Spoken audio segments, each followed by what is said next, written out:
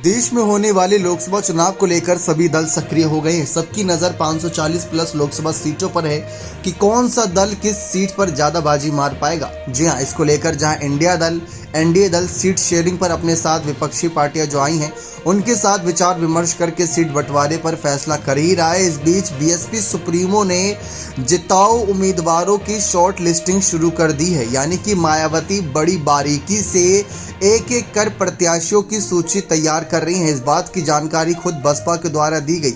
आपको जानकारी दे दें कि प्रदेश कार्यालय में लगातार बैठकें हो रही है बीएसपी के एक पदाधिकारी ने बताया कि 2024 के लोकसभा चुनाव के लिए उत्तर प्रदेश, झारखंड हो गया, उत्तराखंड हो गया, ऐसे तमाम राज्य हैं जहां पर उम्मीदवारों की सूची तैयार की जा रही है खुद मायावती के द्वारा। मायावती उस बैठक में शामिल हो रही हैं क्योंकि अकेले चुनाव लड़ने की बात करी मायावती ने, उनको अपना जनाधार भी वापस पाना है और साथ ही साथ अगर समय से पहले चुनाव होते हैं तो उसके लिए भी उन्हें तैयार रहना होगा।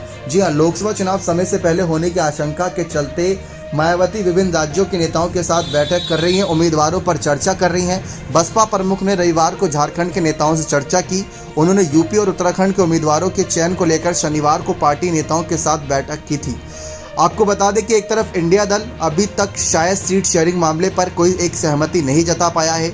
कहा जा रहा है कि 350 या 450 सीटों पर भी अगर एक उम्मीदवार गठबंधन ने फैसला करके उतार दिया तो ये बहुत बड़ा फैसला रहेगा, लेकिन बीएसपी की नज़र तो सभी सीटों पर है।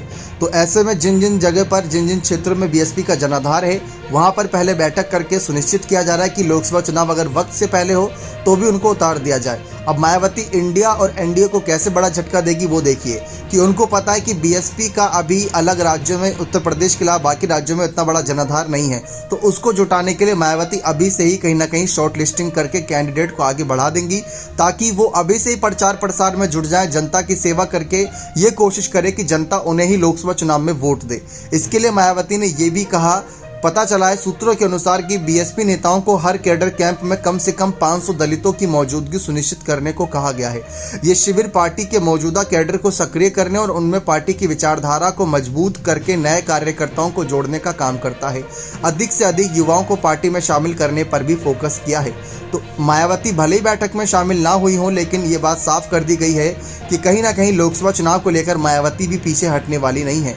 कहा यह गया था कि नगर निकाय चुनाव और ऐसे तमाम चुनाव है जहां पर मायावती जैसे बड़े दल खुलकर सामने नहीं आ रहे, तो अब मायावती खुलकर सामने आ रही हैं और एक के बाद एक बड़े ऐलान कर रहे हैं जिससे विपक्ष और पक्ष दोनों को ही बड़ा झटका लगना तय है। क्या आपको लगता है कि मायावती ये रणनीतियां काम करेंगी या नहीं? अपना कमेंट सेक्शन में जोड़ दीजिएगा। बहुत बहुत धन्यवाद।